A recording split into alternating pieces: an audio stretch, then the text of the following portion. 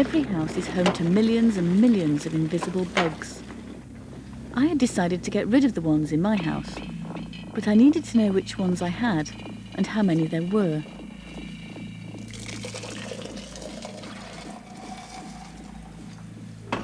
So I decided to call in an expert to see exactly what sort of bugs I do have in the system.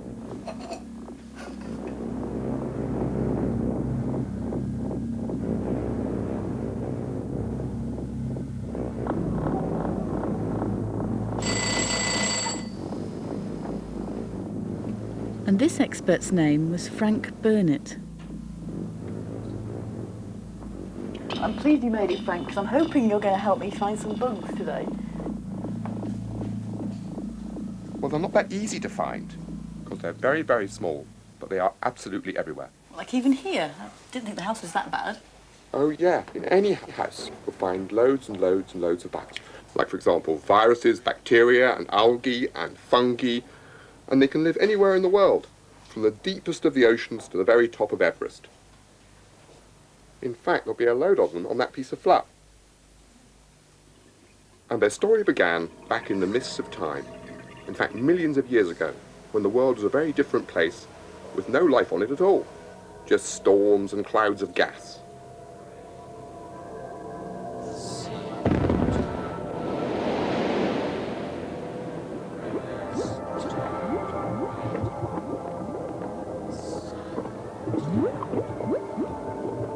At that stage, the Earth was covered by a sort of nasty brown soup, which contained lots and lots of tiny molecules. Molecules that were to become the basic building blocks of life.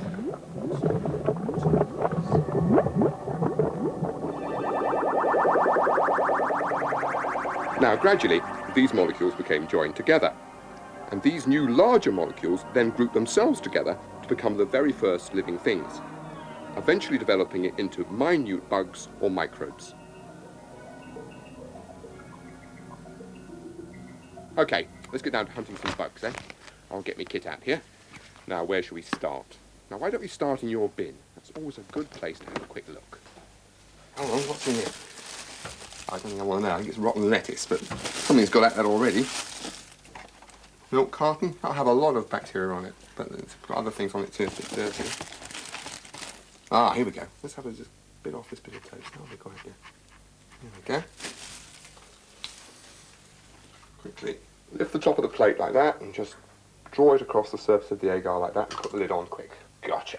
That agar plate is a surface which bacteria like to grow on, so it is very likely that if I've taken bacteria off that bit of toast, they'll find something on the agar plate which they like to eat. That's a cup of tea. I wouldn't mind. So these bacteria, what do they look like? Well, they're tiny, leaky sacs full of chemicals. In fact, they're a bit like tea bags. Can I borrow your teapot? Now, with tea bags, water comes in, mixes with the leaves, and comes out as tea. Now, bacteria take in chemicals as food, react with them, and then let the waste products out. These reactions release energy, which the bacteria use to grow and then multiply. So you can get 2 tea bags. So we're talking about bacteria? Yeah, we are. We're talking about bacteria. The point is that they can divide up like that very quickly and generate huge numbers. Now, what's that? Ping pong ball? No, but just imagine it's a bacteria, okay? It's a bit big, isn't it? Well, it's about 5,000 times too big. Never mind. Now, put that there, and now under the right conditions, right temperature, right food, so on, come back in half an hour's time, and you'd have 2. Come back half an hour after that, and you'd have 4. Come back again after 2 hours, and there'd be 16. After 3 hours, there'd be 64. Now, these mouse traps show how one single bacterium, or in this case a ping pong ball, can give rise to loads more. After 10 hours, there would be 1,048,576. And they would go on growing like that until they either ran out of food or began to get buried in their own waste.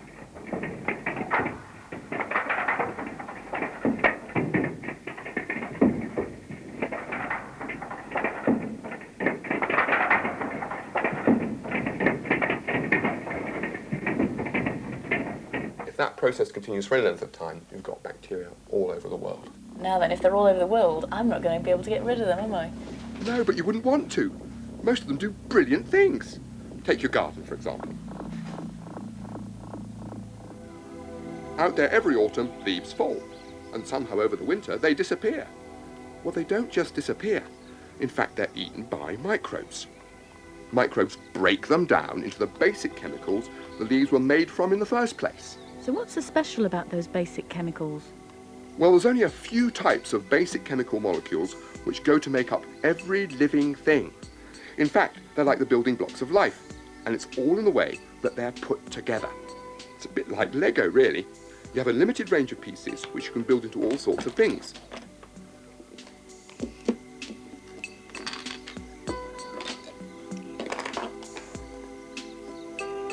When you want to build something else, you break them down and start again. And this is just what microbes do after a living thing has died. They break it back down into its original chemical building blocks.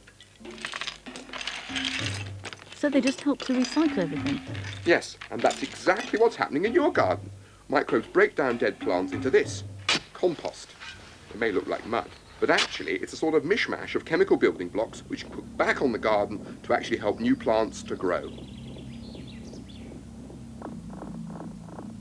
And here are more microbes, mostly fungi, doing the same thing to fruit.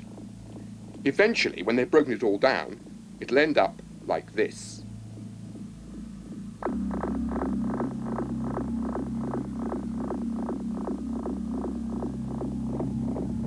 You really can find bacteria virtually anywhere. What about the edge of this mirror, for example? I bet I can find something in there.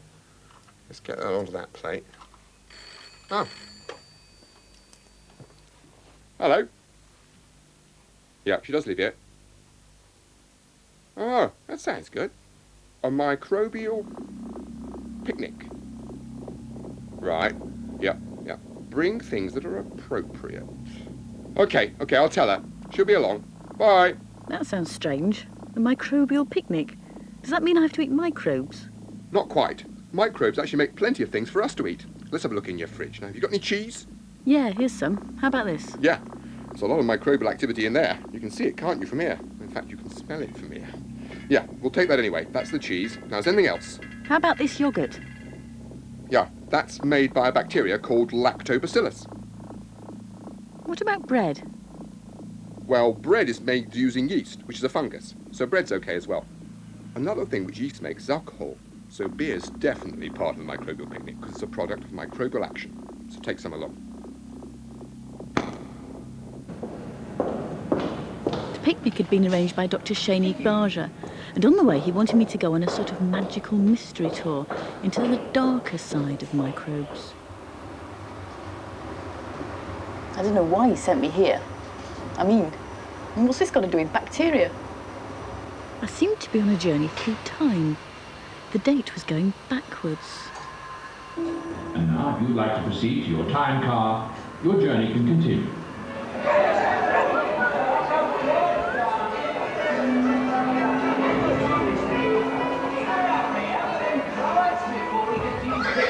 Stopped around 1660, a time when thousands of people found out how dangerous bacteria could be. The place? The ships and docks of the Port of London. The ships bring with them rats. The rats carry fleas. And the fleas, bubonic plague. The Great Plague of 1665 brings unimaginable horrors. Nearly 100,000 Londoners die in just 1 year. Now it makes sense. The bubonic plague. But what's interesting about the plague is that it's not just to do with rats and fleas. In fact, it's to do with our old friend, bacteria. Now, the bacteria lived on the fleas. So if a flea bit a human, then the bacteria had a chance to enter the bloodstream. And if that happened, well, let's say you didn't have much of a chance. To put it bluntly, you were history. Now, where next? 14 steps down.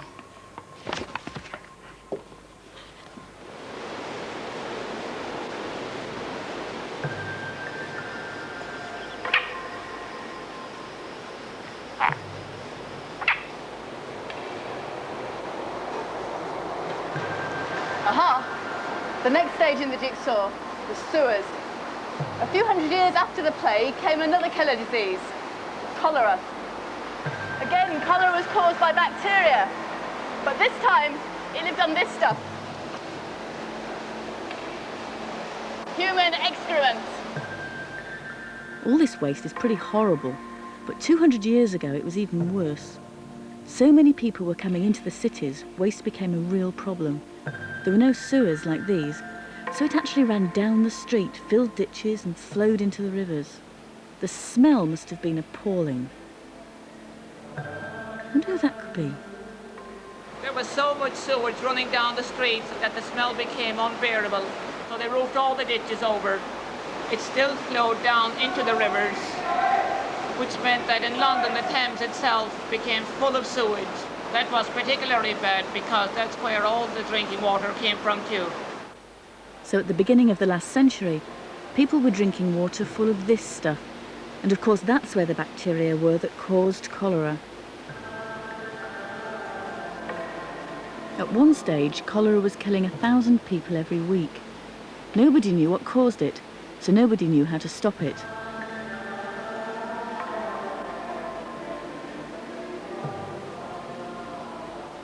Of course, not all bacteria kill. Some can make us simply dizzy or sick, while others don't affect us at all, or are even good for us. But it was over 50 years before they made the connection between cholera, bacteria, sewage, and drinking water. So the answer was simple. They had to keep the sewage and the drinking water separate. To do that, they built these huge tunnels, or sewers, which took the sewage much further downstream, away from the city, towards the sea. This meant people could drink the water safely again, as the river was much cleaner.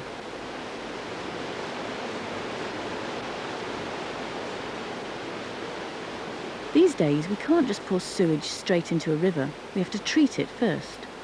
But in many seaside towns, sewage is not treated, and it's dumped directly into the sea. And that's where my directions brought me next.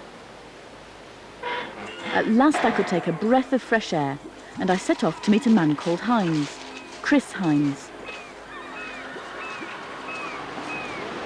The problem now, though, is that loads more people are using the sea. Surfers, windsurfers, canoeists, swimmers, and they're all getting ill. So what do you think the solution is then? Well, the thing is that we understand now that they're just pumping it into the sea isn't the answer. It can come back onto the beaches. So all we've got to do is apply full treatment to the sewage, which will render it harmless, and people won't get ill.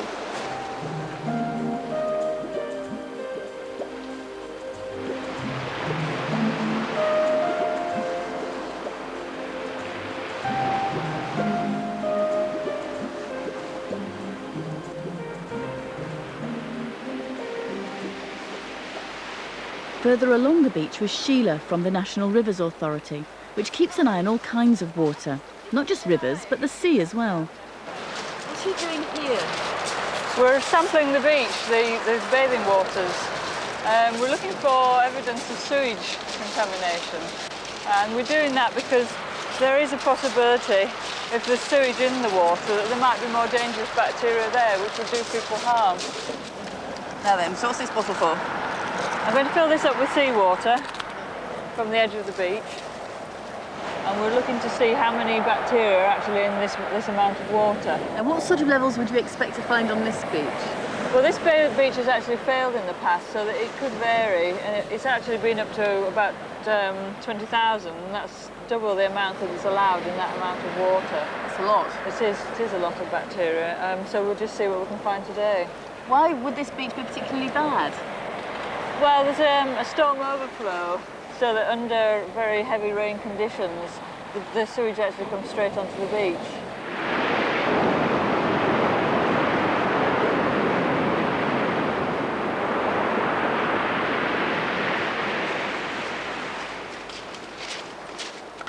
How can we make the beach cleaner?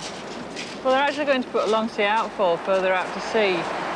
It'll take the sewage a lot further out, and hopefully by the time it comes back in, if it does come back in, it'll be much more degraded by the microorganisms in the sea.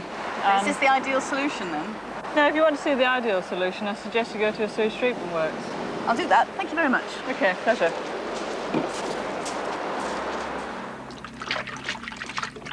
Just time to scrub my hands and dispatch any bugs down to the sewers and the sewage treatment works.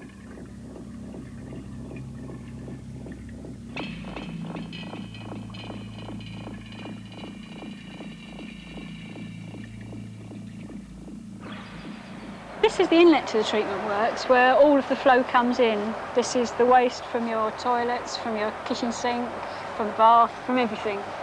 All of the local industry as well. And what's in it for the bugs, though? What's in it for the bugs? Oh, all sorts of goodies. An awful lot of food that they're going to love and grow on. All sorts of things. What's next? Right, you better come this way. Right, well, you saw all of the food coming into the works in the sewage.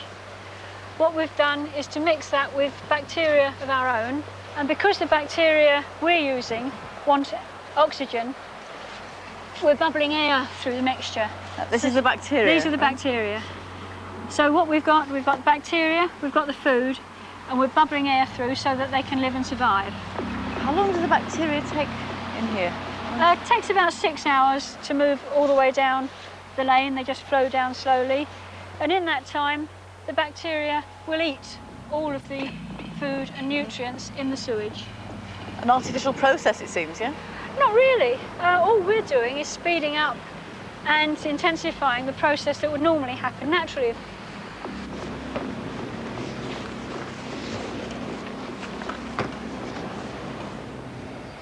This is the last stage in the treatment process. By holding the mixture in a tank like this, the bacteria will just slowly settle to the bottom of the tank into a sludge, and we can pump that back and use that to treat more sewage. The liquid which is left, which is now nearly pure water, flows over the weirs which you see at the edge of the tank and could go straight out into the river. End of story. End of story, hopefully. I've got some samples for you so you can take them back to the lab and have a look at them.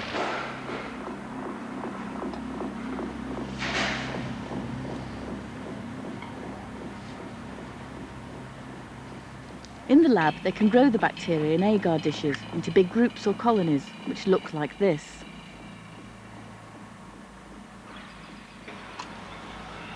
They can even count them on this machine.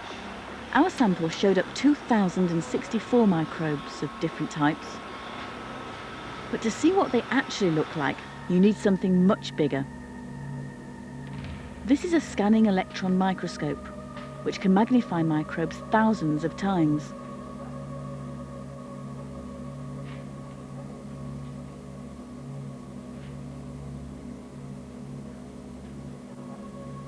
Okay, now on this slide here we have bacteria.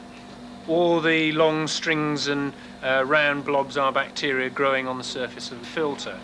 Those are many different types of bacteria, and you have many different types of bacteria because there are many different types of food in the water coming through. Okay, this picture shows a bacterial colony, a family, if you like, of bacteria. This area around here is the bacterial colony, and you can see the bacteria by their roundish appearance.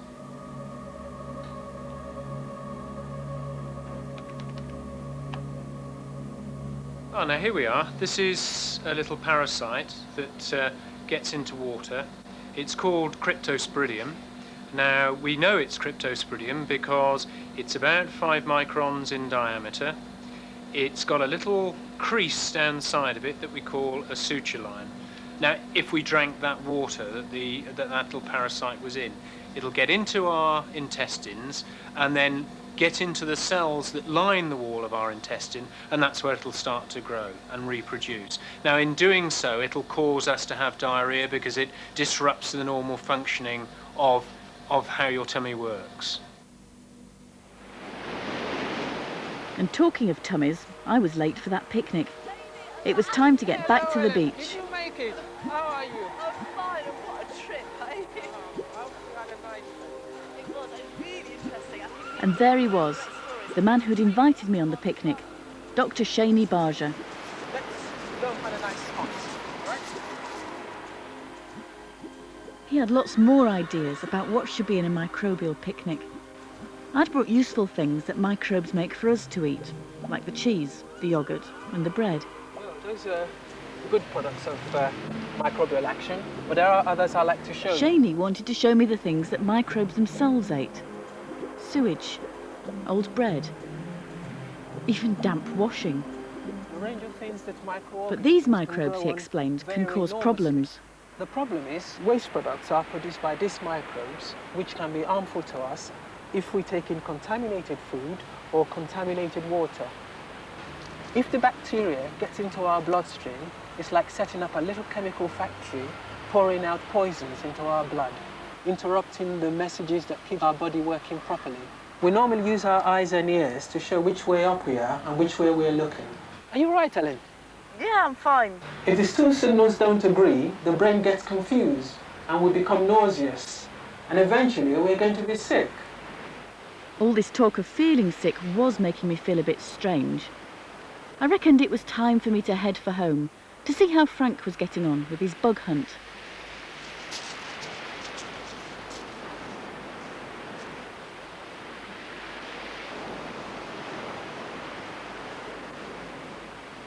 Right, well, I've got the results of the bug hunt.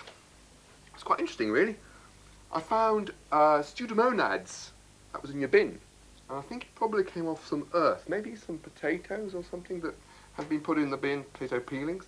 And there was some Escherichia coli. Now, those were around the mirror in your hall. And I think they probably got there because someone touched the mirror after they'd been to the toilet but hadn't washed their hands. Because Escherichia coli normally live inside the human gut. And that's normally how they get out and get onto things. So, those are two quite interesting things caught in your home. And they're common, are they? They're very common, yes, and there will be billions and billions and billions of them around here. Now, I brought you something which I thought might interest you. It's about a new sort of plastic. It's called Biopol, and it's actually made by bacteria. Let me show you this. Sounds interesting. Yeah, it's incredible, really. These are bacteria that make plastic as a way of storing energy. Now, it's called Alkaligenes eutrophus, and if you're careful, you can actually harvest that plastic and use it to make things like bottles. So you have something which, because it's made by bacteria, is very easily destroyed by them. So you actually have, for the first time, got a completely biodegradable plastic. Sounds really interesting. Isn't that amazing? I thought you'd be interested, having been involved in the bug hunt. Right, well, I have to be off now. At least I know I'm leaving you in good company. What do you mean? Well, by my calculations, you got about 1 million bacteria to watch television with. Hurrah. Good night.